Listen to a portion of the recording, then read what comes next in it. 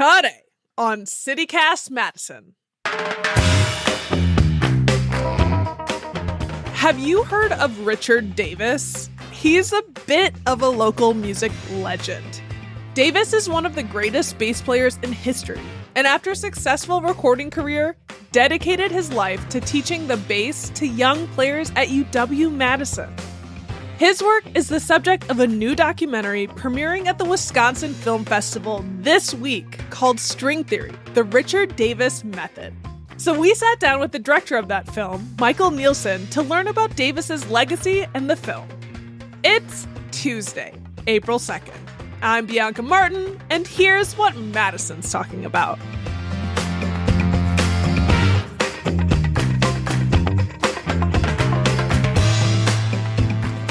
Michael, hello. Hey, Bianca, how are you?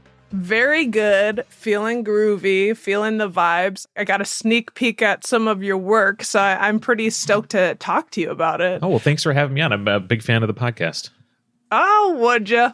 I mean, of course, this is a really big deal, the movie that you made, and it's about someone that many Madisonians have tales about, Richard Davis. Who was Richard Davis? And tell us why we're talking about it and why was he important? So Richard Davis is a legendary bass player, both in classical and in jazz worlds, but really across all musical genres, who played with the likes of Miles Davis, Van Morrison, Sarah Vaughan, everybody.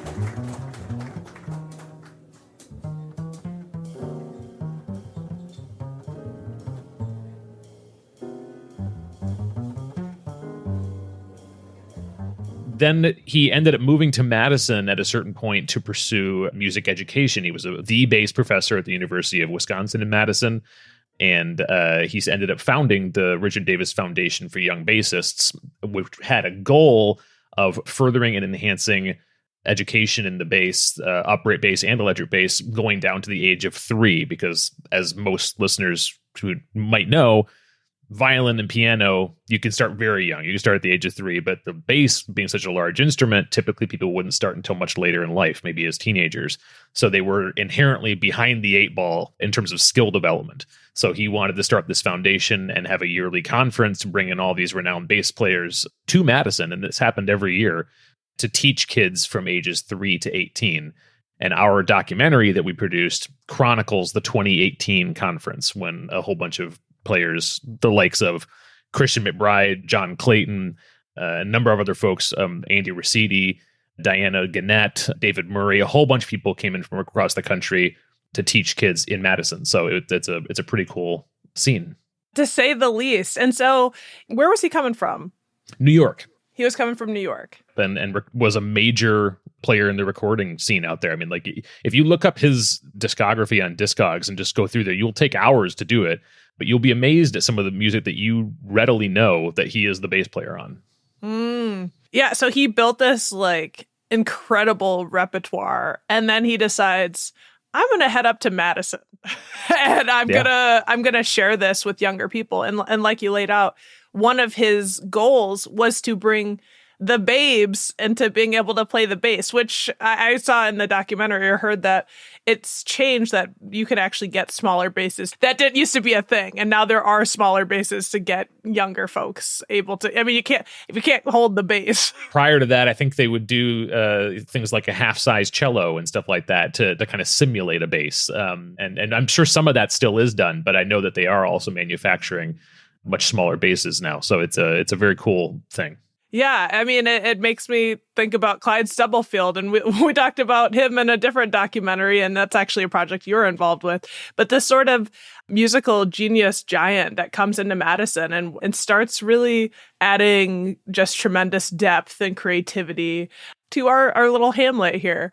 Do you know how he specifically got involved at UW? Did he come for a job? It's a great question. That would be a wonderful question for the foundation folks, because I'm not entirely sure what the very first thing was, but I do know he got that job as the bass professor at the University of Wisconsin and held that role for decades. I mean, I think he was still in that role all the way up till when he passed last year. He might have retired a little bit earlier, but I know he gave a whole speech to the National Endowment of the Arts Jazz Masters, a portion of which is in the film, where he kind of outlined his interest in moving to Wisconsin because he wanted to bring the knowledge and the experience he had and impart it to a younger generation who perhaps wasn't already involved in it. Out in New York, I assume everyone around him was already involved in that in some way, and going somewhere completely out of the music industry. Yes, there was a music scene, obviously, in Wisconsin, but out of the direct recording industry. I wonder if he felt that there was more opportunity to touch lives that otherwise wouldn't be touched. Yeah, I was moved a little bit hearing about his musical journey and playing bass, and a story about how someone had early on told him that the bass doesn't play melody. And he's like, how about no? Yeah, that's one of my favorite moments too. How about I love that. I do what I want? Yeah, I love that. I love that both as a literal bass instruction as well as kind of a metaphor for how he just approaches life. Yeah. And that was one of the things that seemed exciting about him as a musician. And what made him stand out was that he wanted to expand the tradition of bass playing. And I imagine that's part of, getting kids involved in the music, and creating this community. I was also really struck by the discussion of the bass it's a support instrument. And it seemed like there was so much community built around this annual bass conference that you're talking about that I want to hear a little bit more about. But do you have any anecdotes or thoughts about his relationship to the community here in Madison that you can share? The people that he had around him with the foundation that he started, people who include Catherine Harris, the executive director of the Richard Davis Foundation, Peter Dominguez, who is a colleague and the artistic director for the foundation as well. They've known him personally for years and years and years, and they are both in the film and also will tell you directly how much he meant to everyone whose life he encountered. That there was no one who came into contact with him that didn't come away feeling like their life was enriched in some way, music or not, because he was just that kind of personality. He was that kind of educator, that kind of spirit that surely had a passion for music, obviously, but used music as a pathway to greater humanity, transcending boundaries, finding what we have in common, all these things, that breaking down the divisions, all this stuff that music was a tool for him to do, in addition to, in and of itself, just being a passion of his, obviously, that he's, one of a kind in. I mean, you talk to music aficionados who listen to Richard's playing, and they talk about how much of a singular voice he had too, that it wasn't, you could pick out his playing compared to another bass player's playing. I think John Clayton refers to it as angular in the film at one point, that like just the way he would approach the music had an angular aspect to it that just he hadn't heard before. There's a recording in particular that I'm fond of that I discovered during this time from Astrid Gilberto, where he's the bass player, and there's a break in it roughly about a third of the way in from when it switches from a low tempo to a high tempo. And whenever I hear it, I think back to John Clayton's comment about his playing being angular like that, because it's a perfect example of that. It's just so not the way you'd imagine the bass maneuvering its way into the next phrase.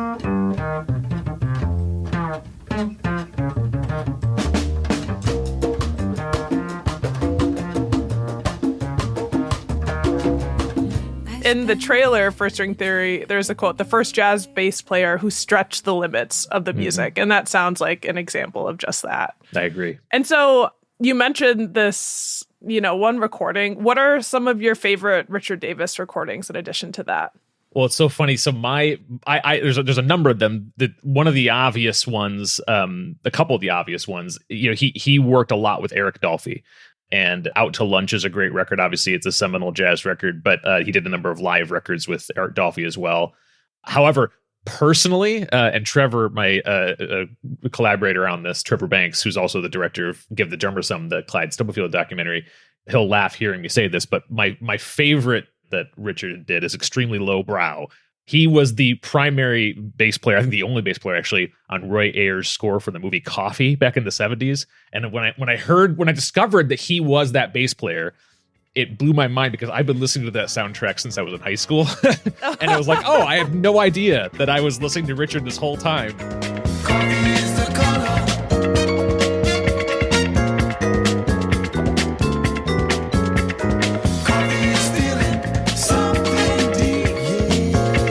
But he's like the star of that score. I mean, the bass is cranked to 11 the whole time, and basically every track moves through the electric bass. It's also one of Richard's like handful of electric bass recordings that I've listened to. Most of it's upright bass. So I'm a huge fan of that one. But then the other one that I always have to mention, obviously, is Van Morrison's Astro Weeks, which the rock critic Lester Bangs, when he reviewed that record back in the 70s, took time out to literally applaud Richard by name in the review to talk about how great his bass playing was. And he didn't always single out every session player in a record, but he did for Richard in that one because it was just so remarkable. Slim, slow slider, horsey ride, and white as snow.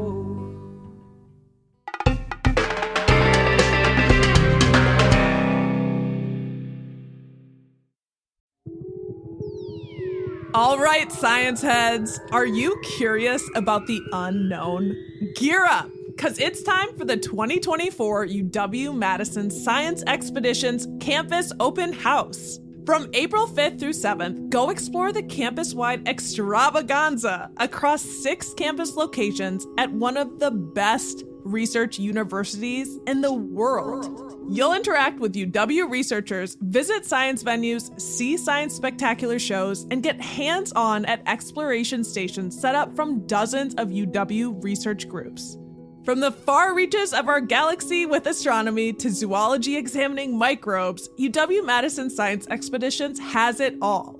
And all events are free and open to the public. So go get your wonder on. Go check out a complete schedule of events at science.wisc.edu.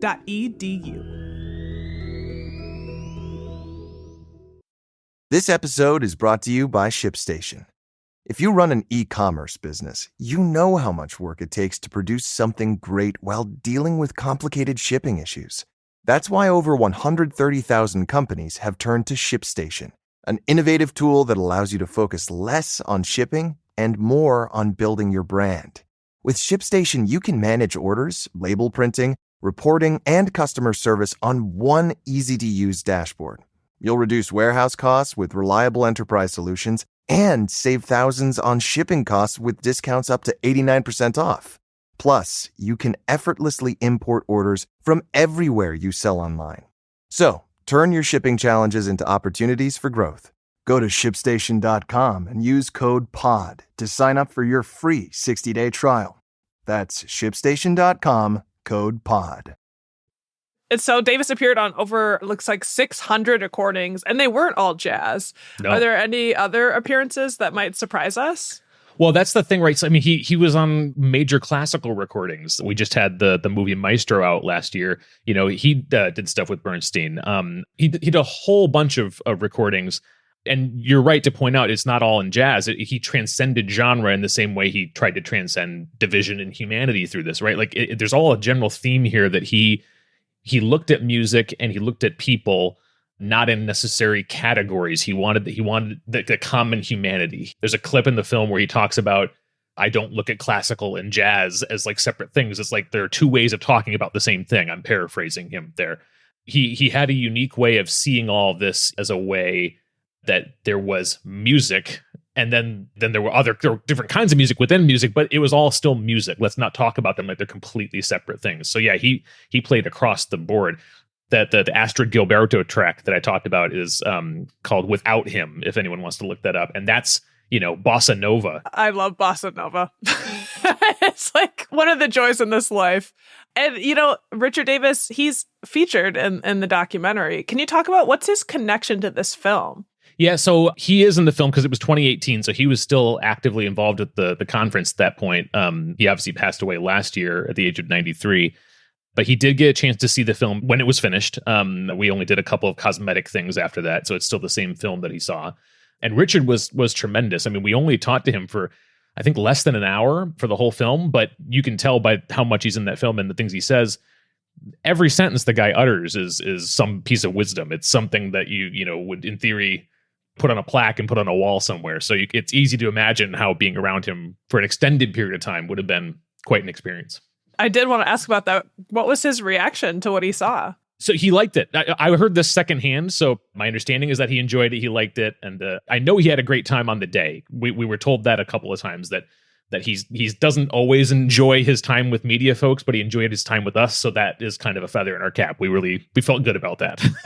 That is a shiny feather. Actually, one of my favorite quotes from the film was about him talking about how the bassists weren't supposed to play melody. That's what he's told. And he said, the bass, it's the support for a bird flying. It supports the bird in flight. Yeah, exactly. It supports the bird in flight. Like everything he says is poetic and like butter. Yeah. What do you hope that audiences take away from string theory? Well, obviously it's a documentary that being kind of a fusion concert film and, a documentary about this individual artist, we hope people enjoy the musicality of it, right? We hope anyone who has a passion for music or interest in music, you will certainly be treated to great music in this. We have all these world-renowned bassists, performing on stage in the film. And the screening itself at the Wisconsin Film Festival will be accompanied by a live performance afterwards as well. Oh, yeah. It's in Music Hall, right? It is, yeah. So we'll have Richard's actual bass there, and someone will be there from the foundation to do a demonstration and performance and all that stuff. So that'll be fantastic. I'm not a musician. I played drums in high school, but that was it. As an artist, though, anyone who's interested in the arts, you can always relate to an artist in a different discipline. So listening to folks talk about their craft and talk about how it leads them towards greater humanity, greater understanding, broadening their worldview, all these things. And these aren't just like, average run-of-the-mill artists, as cool as that would be, but these are like top of their, discipline artists. And you can't help but be inspired listening to these people. So it's only an hour long, but it's just jam-packed with some of the greatest bass players in the world today, talking about why Richard was so important. And if, anyone from Wisconsin should know that Richard, lived so much of his life here and what it meant to him. And what a gift he offered. And an ode to what you're saying about the talent that's there. Some of the musicians that you featured, one of them was saying, I don't even want to put my 5 cents in. I just want to listen. I'm there to learn. Like all of these people around me are teachers. Yeah. And that was Christian McBride, who's, really one of the hottest bass players in the world right now. So yeah, he the fact that he feels that way about Richard should tell you something. Yes. I'm so jazzed about the screening. So you're going to be at the Wisconsin Film Festival, and the screening's on April 7th at 4:45. It is sold out. Does that mean people need to stand outside? I'm surprised by that. Yeah. So I guess we'll see how that goes. I know there's always will call. But I hope everyone who wants to come can get a chance to see it, because it really will be remarkable. I'm glad that you said that this is also, the film is a musical experience. I certainly felt that way and walked away feeling like I want to play the bass. I want to feel the vibrations. They use the example of, if anyone wants to learn how to play the bass, just come stand by one and feel it like against your body. And they talked about it as healing, which really resonated with me and music as a healing force. Well, that's the thing, right? Art is whatever discipline it is, it serves a purpose for the artist as well as the audience, right? So, and it's different. So you kind of can talk about art from multiple different dimensions. And yeah, there's a portion in there where we have them talk about, everyone addresses in some way what the art and the craft of bass playing means to them and how it enriches their lives. And then it eventually, by the end of the film, you get to a place where we're not even really talking about bass anymore. We're talking about relationships and people and like connecting and and it comes by way of Richard's way of educating. It's not like we contorted the content to get there. It was naturally there because he was somebody who knew how to do that, how to connect music education to the players' actual lives. He was talking about how with one student at one point, he knew this young boy had a crush on a girl, right? And so he was like using that knowledge to help him, say, hey, she's Juliet on the balcony. If you play well, she'll come down. And then if you missed a note, it's like, oh, now she's hesitating. And it helped the kid play better. And so it's about connecting your life to the craft and vice versa. And it's it's a pretty remarkable thing to listen to. Well, Michael, it's incredibly special. And we super appreciate you giving us the time and showing us and giving us a bit of the backstory about Richard Davis and how he was a connector. And I think people are going to be really thrilled when they see this at the film festival. Thank you. Yeah, well, and for anyone who does come, the foundation folks will be there who spent the most day-to-day time with Richard later in life and years before that. And that's still going strong. That's not ending now. I mean, the Richard Davis Foundation has its conference right before the film festival this year. So like a lot of musicians are going to be furthering Richard's legacy and continuing to teach the next generation.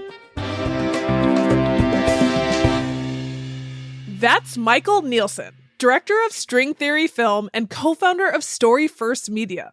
String Theory is playing this Sunday at Music Hall. The screening is currently sold out with the exception of rush tickets, which means you can try your luck at the door.